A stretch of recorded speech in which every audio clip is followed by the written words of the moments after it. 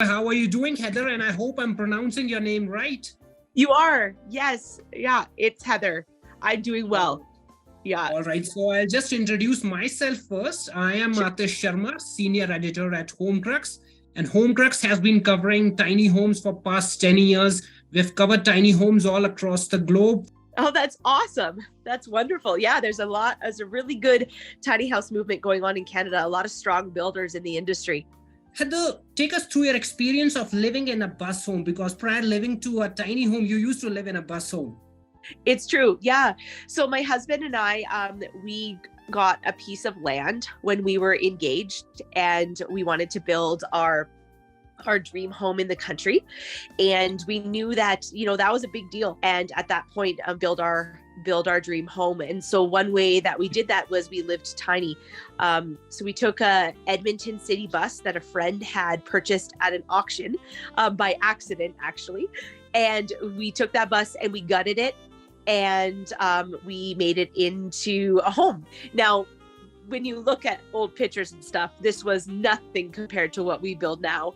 It was very primitive. It didn't have, heat or things like that. But we lived in it all summer and through the fall while we started breaking ground on our home. And we absolutely loved it. It was minimal. It saved us so much money on rent. And it was just the experience of being together in a small space, newly married, and just that sense that we had everything we needed. Everything was right there. We didn't need anything more, and it also facilitated us to get out into the country and start living off of the land, which was something that was really important to Kevin and I. And so, yeah, we lived in that bus, and then we moved into a garden suite around 300 square feet or 350, and we lived tiny for another 2 years before the house was complete. So there's some inspiration. I'd like to stop you there. What gravitated you to move to a tiny house from a bus home? And what is the origin story of Fritz tiny home? Yeah. So the bus didn't have good heat or insulation. We hadn't put that effort into it because it wasn't going to be a long-term solution for us. It was just kind of more like an interim. And so we needed to live somewhere while the house was complete. And Kev's parents had a garden suite above their garage. And it was a music studio at that time. And we converted it and finished it for them, and lived in it for about 1.5 years. We just knew we didn't need a lot, right? And it was another way for us to save money and to consolidate what we needed, and just kind of continue that small space living, which we were loving at that time. It really served like a bigger purpose for us. And it's so crazy that we then come back to it as a builder like 12 years later, which we would have never had imagined in those years that we would then be building small spaces, that many years later. Is Halcon, and if I'm pronouncing this right as well, because I'm really bad with pronunciations, is it Halcon or is it Halcyon? Halcyon. Yeah. Halcyon. So is Halcyon the most sought after tiny house from Fritz? Why is the model called Halcyon? Yeah, that's a great question. So we started out as a fully custom builder. And so Kevin and I, the story is we were building our house in the country. Kev designed it himself and did everything in that build. Honestly, everything from, we hired out the electrical to his uncle, and we had friends that did our shingling. And other than that, he framed, sided, like we did the whole thing. And during that time, Kev got a job with a high-end custom curved stair and railing company in Edmonton. And he was designing these just masterpiece staircases, and they were being flown all over the world. He has the staircase in Pacific Palisades, in New York, in Maui, in Pennsylvania. And so he just has such a sense of design, ingenuity, a love to create, and a real understanding of like high-end fit and finish.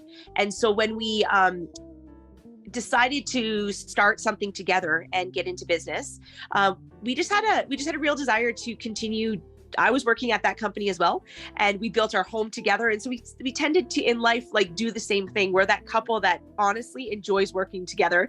And we were getting tired and frustrated at the current job that just, it wasn't our own, right? Like we were designing and building somebody else's company, and it was time for us to do it ourselves. And so we took out a line of credit, quit our jobs, and built the first tiny house. And that was the Fritz. And so it was a huge, huge risk to just jump into an industry and to build something, hoping that there was a buyer on the other end. And there was eventually. And we just started our business. So we just started sharing our story on Instagram and Facebook as we built that first home. And so the Fritz was Kev's vision for tiny living, his original vision of really just showing a luxury, high-end, ingenious way of using space and storage and all that kind of stuff. We went on after that house sold. It won Tiny House of the Year in 2020. That was just crazy for us. We were like, okay, we're on to something here, right? And so then we built the Trahan, and we built the Baldwin and the McDonald. And so those are all custom clients. But it takes a very, very long time to build a custom home. You're doing a full design. Every last inch of that cabinetry, every product is designed specifically and brought in specifically for that build. And so it takes a long time.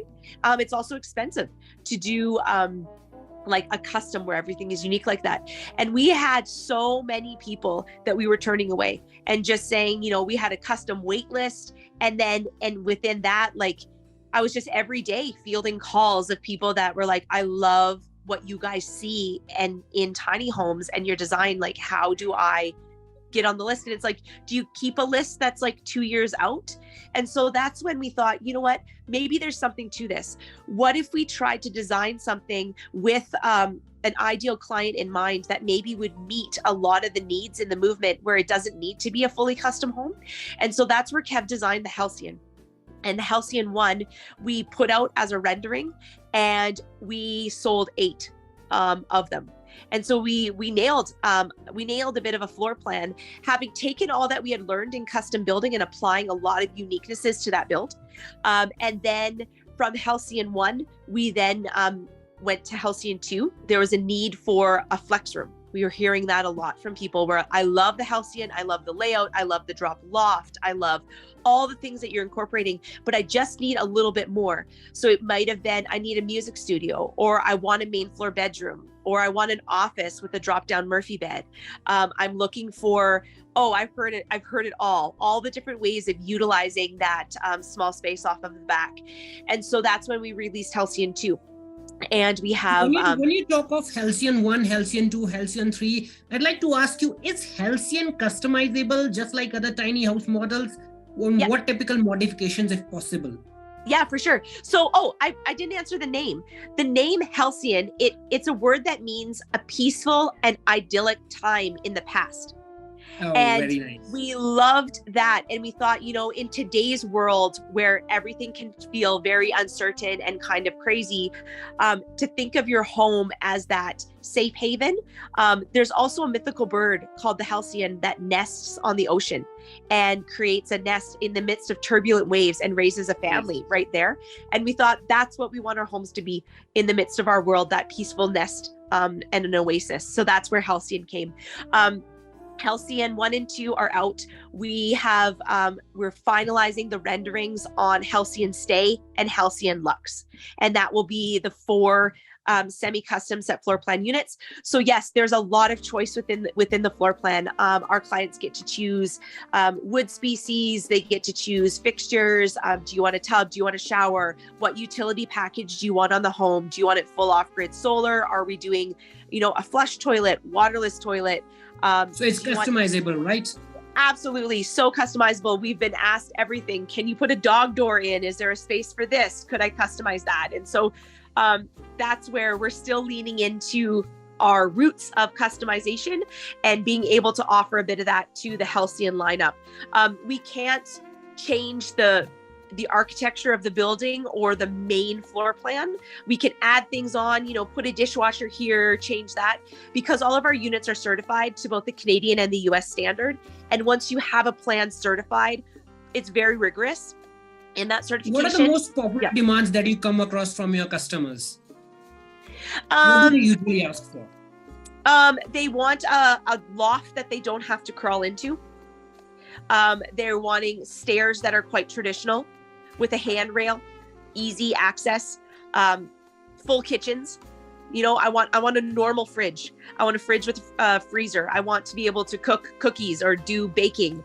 I'm wanting space for yoga, space for a full life, lots of storage. You know, storage is a huge thing for what clients need when looking at going tiny. You know, you only can be so minimal. And, you know, room for a hobby. You know, it's like I love playing guitar, or I like to sew. Where do I put that away at the end of the day? Another high need is a lot of digital workers are looking for a place to work within the home that is comfortable, private home office. Yeah. Those would be some of the top things. And also and just how building. do you try to accommodate all these needs and cater to all these needs? How difficult is it? You know what? You take it one client at a time, and you look at your plan, and you really just listen to the needs of the client and then see how that can be incorporated into the space. So it is challenging, but when you have Kevin's design brain and how he thinks, he's such a problem solver. He's an inventor, and just loves. No is very often not in Kev's vocabulary. It's all, how could it be, or how could we meet in the middle, or how could I incorporate, right? So it's what he loves. He just loves to, he's a problem solver and just loves to do that. We also want our homes to be a fit. I don't want anybody going tiny that can't fit their full life in it. It's not a fad. It's not something for just a year. You know, I want to match homes with somebody who truly knows that this is a lifestyle that they want, and that the home can match that. And so that's super important to us, that somebody that has hobbies has a place for that. Because if they don't, it's not going to work. Or for the home to meet the climate, you know, and that's very important. Being a Canadian builder, we build for minus 40 Fahrenheit and colder. And it's like, if you get into a tiny home and you're in a climate that it's not designed for, and you have pipes freezing and you've got a cold floor, that's miserable living. And so for us, it's not only the design, but for us, it's the building science and really having such a high building science so that these homes can be efficient in some of the harshest climates. How because I have had a conversation with many tiny house manufacturers in Canada. Yeah. How is Fritz tiny home? How do you differentiate your tiny home from other builders in Canada, especially with so much of competition involved? Yeah. I would say we have a very modern Scandinavian design and aesthetic, and we have a bit of a different vibe and feel. We would be the builder that you're going to see custom concrete. You're going to see hardwoods like walnut and white oak. We do our wall paneling different than some other builders. It's starting to, I'm now seeing others like come in that way. We do all metal siding for a maintenance-free exterior. We don't offer vinyl or wood. It's just not something we offer because there's no drip edges on a tiny house and your home is exposed to the elements all the time. We have a bit of a different philosophy when it comes to interior design with storage. We love to keep all of the storage off the walls and keep it all from the waist down. You feel space at your shoulders. The space from your waist down can be where your storage performs. So Kevin has been rigorous in designing so much storage that fits from the waist down. So those are some things that you'll see. You'll see in our builds a lot of windows. Natural light is really important to any design that we have. Natural light just brings such a sense of openness, and it brings the outside in, and in a sense, like really not even tricks your mind, but kind of tricks your mind into thinking that space is larger than it is when you have that openness that way. For us as a builder, I don't know what all of the builders are using for their systems, but we use an IBC combi boiler. That's a combination boiler. It is a bomber of a unit. It's expensive. It's higher end, but you get something that like has full in-floor heat and hot water on demand. So there's some building science things that we've put into our builds that will it just makes for a long-lasting building. Our family name is on this product, and I think that there's no greater accountability than your family name on what you build. And so that's important to us that we're building legacy homes. So Kevin is the one who mostly take care of the design aspect, and you, Yeah. I assume, take care of the management part. Yeah, Kev, we have a full team that works with us. It's Kevin and I. When you see that design, the building science, the manufacturing processes, that's all Kevin.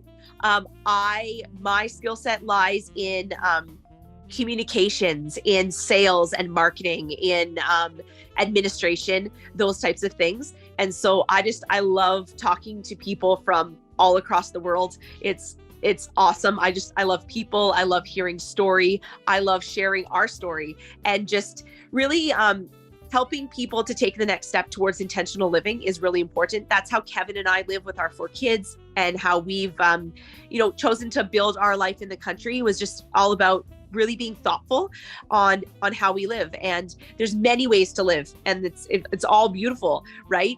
It's just finding the right fit for you. And so I love meeting with clients and hearing their story and finding that match there.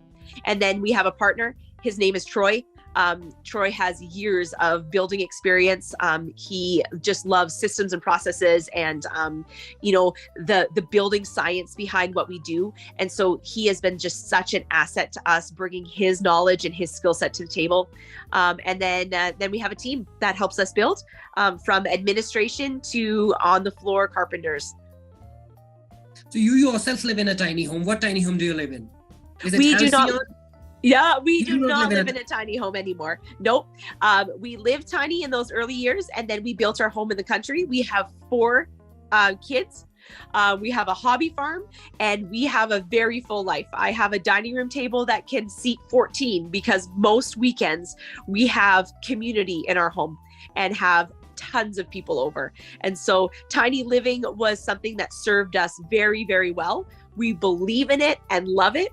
But with a large family and the amount of community in our life, a tiny house just wouldn't suit. So Canada's regional building codes don't usually classify tiny homes. And how are Fritz customers dealing with it? And what is your standard operating procedure to build a new tiny house when laws don't clearly define anything? Yeah. So what we're doing is we're using Intertech, and we're building to the NFPA 1192 and the CSA Z240. So it's both the Canadian and the US standard. So for us, if it's on wheels, it's an RV. And it can't be anything else. That's what it is. There's also the MH certification and the park model certification. So there's a variety of certifications that we can use to put on our units. Halcyon Stay that's coming out is 28 by 10. It can be on wheels or it can be off wheels. And when it's off wheels, we can build to the A277 modular build where we meet building code that way. So it really depends on the clientele as to whether or not they're doing fully legal placement or not. And you just have to match the certification to the build and match that to the client to the parking spot. So it depends. If you're looking to be in legal placement, you need to find a community that's open to tiny house on wheels with certification. Or sometimes you take the wheels off and affix it to a foundation. It's a lot of creativity, not a clear path for sure. It's a pioneering movement. But we have clients that are willing to see it as that, right? And work through. For some clients, it means moving. Our first client, the Trahan, that build, the clients had started in Ontario, couldn't find a clear path there, but found legal placement on Vancouver Island. And so for them, being able to, they were open to moving within Canada in order to make that work. Tiny Homes in Canada is a great organization that is putting together a full land directory all across Canada, where you can live in a tiny house in an RV park, down to a community, to leasing land, to buying land, and what municipalities are open to that. And it's an ongoing list that they're building for our country, which is awesome. And then Bianca Metz, she would be another one that I lean on heavily in Ontario. Bianca is working with municipalities and is a tiny home consultant that is helping to bring legalization to communities out in Ontario. So it is, there's a lot going on in Canada with moving this more legal, and that's exciting. It's exciting days to be a part of the tiny home movement. I wouldn't say it's a movement anymore. It is here, and it's not going away.